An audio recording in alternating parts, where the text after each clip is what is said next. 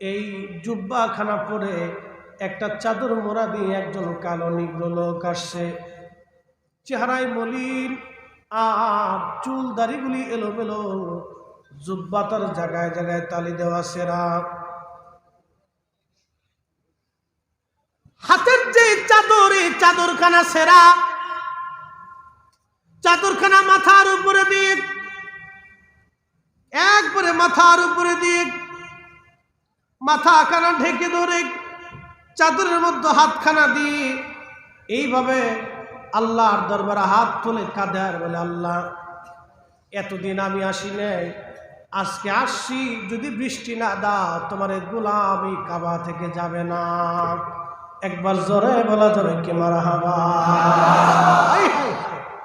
বলতেছে, আল্লাহ এতদিন আমি আসিনি, আজকে আসি, যদি বৃষ্টি না দাও তাহলে তোমার গোলাম হেরেম থেকে যাবে না।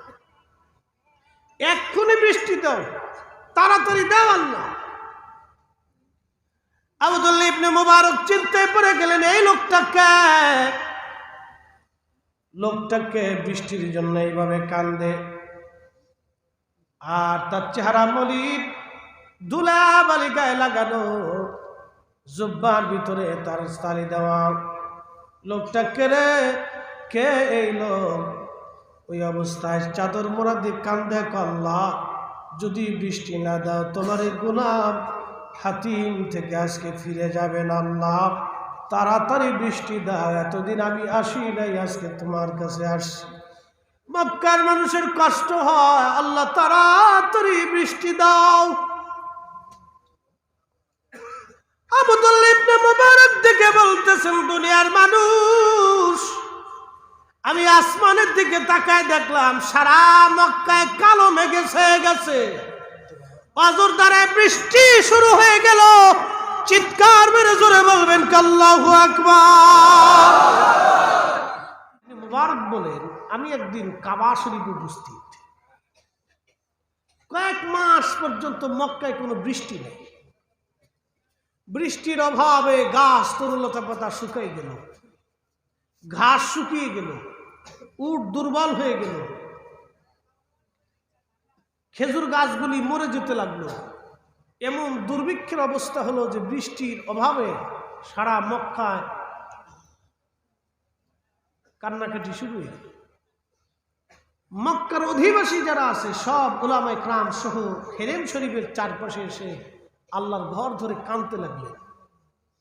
এক মাস পর্যন্ত সালাতুল ইস্তিসকা হলো, কিন্তু বৃষ্টি নামে না। চিন্তা করেন তো, আব্দুল্লাহ ইবনে মুবারক রাহিমাহুল্লাহর আজকের কথা না, সেই উত্তম জমানার মুসলমান তিনি, কিন্তু দোয়া হয় কিন্তু বৃষ্টি নামে না।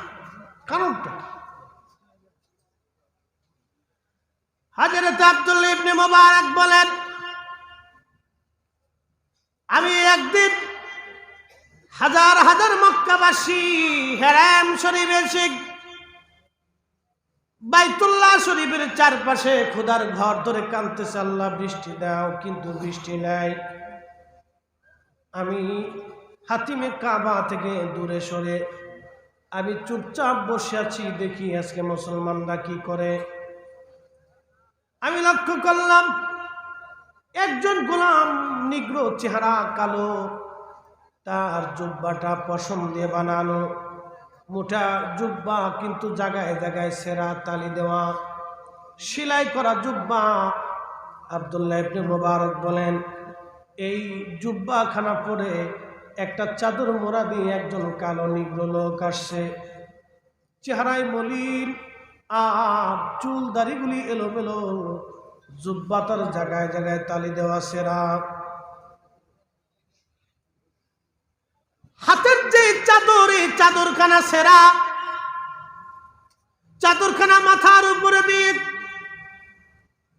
একবারে মাথার উপরে দিয়ে মাথাখানা ঢেকে ধরে চাদরের মধ্যে হাতখানা দিয়ে এইভাবে আল্লাহর দরবারে হাত তুলে কাঁদে আর বলে, আল্লাহ এতদিন আমি আসি নাই, আজকে আসছি, যদি বৃষ্টি না দাও তোমার গোলাম এই কাবা থেকে যাবে না। একবার জোরে বলা যাবে কি মারহাবা। বলতেছে আল্লাহ এতদিন আমি আসিনি, আজকে আসি, যদি বৃষ্টি না দাও তাহলে তোমার গোলাম হেরেম থেকে যাবে না, এক্ষুনি বৃষ্টি দাও, তাড়াতাড়ি দাও আল্লাহ। আব্দুল্লাহ ইবনে মুবারক চিন্তায় পড়ে গেলেন, এই লোকটাকে বৃষ্টির জন্য এইভাবে কান্দে, আর তার চেহারা মলিন, ধুলাবালি গায়ে লাগানো, জুব্বার ভিতরে তার স্তারি দেওয়া। লোকটাকে রে কে এই লোক? ওই অবস্থায় চাদর মোড়া দিয়ে কান্দে, আল্লাহ যদি বৃষ্টি না দাও তোমার গোলাম হাতিম থেকে আজকে ফিরে যাবেন, আল্লাহ তাড়াতাড়ি বৃষ্টি দাও, এতদিন আমি আসি নাই, আজকে তোমার কাছে আসছি। মক্কার মানুষের কষ্ট হয়, আল্লাহ তাড়াতাড়ি বৃষ্টি দাও। আব্দুল্লাহ ইবনে মুবারক দেখে বলতেছেন, দুনিয়ার মানুষ, আমি আসমানের দিকে তাকায় দেখলাম সারা মক্কায় কালো মেঘে ছেয়ে গেছে, অজর দ্বারায় বৃষ্টি শুরু হয়ে গেল। চিৎকার মেরে জোরে বলবেন আল্লাহু আকবার। তেলের গাড়ি তেলে চলি, হাওয়ার গাড়ি হাওয়ায় উড়ে, বিনা তেলে চালায় গাড়ি নবী সুলাইমান। আমরা সেই মুসলমান, আমরা সেই মুসলমান। তুমুল আকারে বৃষ্টি শুরু হয়ে গেল, এত পরিমাণে বৃষ্টি হলো। আব্দুল্লাহ ইবনে মুবারক বলেন, ওই লোকটাও রওনা করলো, আমি তার পিছনে পিছনে রওনা করলাম, যে এরে সারা যাবে না, এই লোকটাকে সাইতে দেরি হলো, আসতে দেরি হলো না। কে লোকটা কে যে চাইতে দেরি হলো, আসতে দেরি হলো না?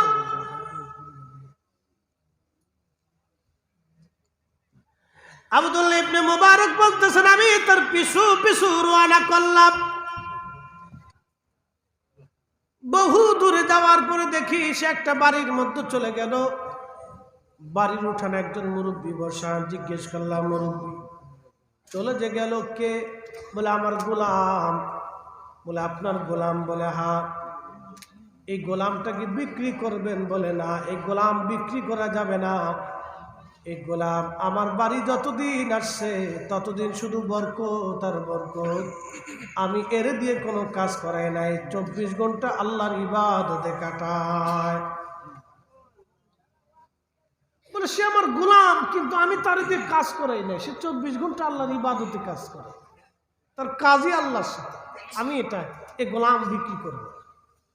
বলে আমার পরিচয়, আমি আব্দুল্লাহ ইবনে মুবারক, সুফিয়ান সৌরির সাথে আপনার বিষয়ে কথা বলে আসছি, গোলামটা আমাদের দরকার, আপনি দয়া করে দিয়ে দেন। তো বলতেছে, আপনি এত বড় মুফতি, এত বড় আলেম, আপনি আসছেন আমার কাছে, আচ্ছা হুজুর ঠিক আছে, আপনার সম্মানে আমি গোলাম বিক্রি করে দিলাম। দাম কত? বলে যা খুশি দিয়ে নিয়ে যান, আপনারা মক্কার ইমাম, এত বড় আলেম, আপনারা আমার কাছে আসছেন, যা খুশি দিয়ে নিয়ে চলে যান। তো পরে অল্প টাকা দিয়ে কিনছে, কিনে নিয়ে আসতেছে। পথের মধ্যে গোলাম বলতেছে, হুজুর আপনি তো আমাকে গোলাম হিসেবে কিনে নিছেন, তা আমার কি একটু সুযোগ দিবেন? রাত্রিবেলা কিছু নামাজ আমার বাকি পড়ে গেছে, একটু আদায় করতে চাই। আচ্ছা ঠিক আছে করো। তো পার্শ্ববর্তী এক মসজিদে ঢুকে সে নামাজ পড়তেছে। নামাজ শেষ হয়ে মসজিদ থেকে বের হইয়া সে আব্দুল্লাহ ইবনে মুবারককে বলতেছে, হুজুর মাফ করে দিবেন, আমি পৃথিবীতে বেশি সময় থাকবো না, আমার আল্লাহর সাথে কথা হয়ে গেছে, আমি আল্লাহর দরবারে চলে যাব। আব্দুল্লাহ ইবনে মুবারক বলতেছে, বেটা আমি তোমাকে কিনছিলাম গোলামির জন্য না, তোমার সাথে আমার একটু কাজ ছিল, তোমার হাকিকত আমি জেনে ফেলছি। বলতেছে, হুজুর হাকিকত জানছেন বিধায় আমি চলে যাচ্ছি, দুনিয়াতে আর থাকার সুযোগ নাই, আল্লাহর সাথে আমার সালাতে কথা হয়েছে, আমি এক্ষুনি চলে যাব, ক্ষমা করে দিবেন। গোলাম হিসেবে কিনছিলেন, কিন্তু আপনার খেদমত আমি করতে পারি না। বলে, না বেটা, তুমি আল্লাহর কাছ থেকে একটু সুযোগ চেয়ে নিয়ে আসো, কিছুটা দিন তুমি আমাকে সময় দাও, তোমার কাছ থেকে ওই নিয়ামতটা নিতে চাই যেটা তুমি আল্লাহর দরবারে হাত তুললো আর আকাশ থেকে বৃষ্টি এসে গেল, ওই বিদ্যাটা আমার দরকার, তুমি যেও না। বলতে বলতে বলতে বলতে মসজিদের বারান্দায় কালেমার জিকির করতে করতে গোলাম আল্লাহর দরবারে চলে গেল। এরা সেই ব্যক্তি, এরা সেই মুসলমান, এরা সেই মুসলিম, সেই নিয়ামত তাদের মুসলিমদের হাতে ছিল। কিন্তু আজকে আধুনিকতার ছোঁয়া, আজকে এই আধুনিকতার ছোঁয়া, বেদাত আর শিরকের ফতোয়া, আজকে তাসাউফের বিদ্যা সমাজ থেকে মুসলিমদের ভিতর থেকে যখন উঠে যাবে, এই তাসাউফি শক্তি, তাসাউফি বিদ্যা, ইলমে লাদুন্নি, খাজা বাবা আজমিরি যে বিদ্যা এনেছিলেন, দাতা গঞ্জবাগ যেটা এনেছিলেন, হুজুর খাজা বাহাউদ্দিন নকশবন্দ বুখারী যেটা এনেছিলেন, মুজাদ্দিদ আল ফিসারি, শাহজালাল ইয়ামানি, কুতুবউদ্দিন কাকি, নিজামউদ্দিন আউলিয়া, দাতা গঞ্জবাগ আউলিয়া کرام যেই বিদ্যায় জমিনে এনেছিলেন, সেই বিদ্যা যতক্ষণ পর্যন্ত এই জমিনে না আসবে, হাজার বছর মুসলমান এদেশে রাজত্ব করলেও ইসলামিক তো হুকুমত কায়েম হবে না, আল্লাহর কোরআনের দ্বীন এই জমিনে হবে না। যতই বলি, যতই চিল্লাই, যত আলেম হই, যত ওয়াজ করি, আমাদের পরিবর্তন হবে না, পরিবর্তন হবে না, আমাদের সংযোজন হবে না, শুধু বিয়োজন হতে থাকবে। আধুনিকতার ছোঁয়ায় আমরা আজকে দিশেহারা, পথভ্রষ্ট হয়ে যাচ্ছি। যখনই আমরা আল্লাহর ওলিদের পথ মত ইলমে লাদুন্নির শিক্ষা অর্জন করতে পারবো, তখনই আমাদের কামিয়াব হবে। খাজা বাবা আজমিরি যেভাবে করেছিলেন সেভাবে হবে, নতুবা হাজার বছর চেষ্টা করলেও সম্ভব হবে না।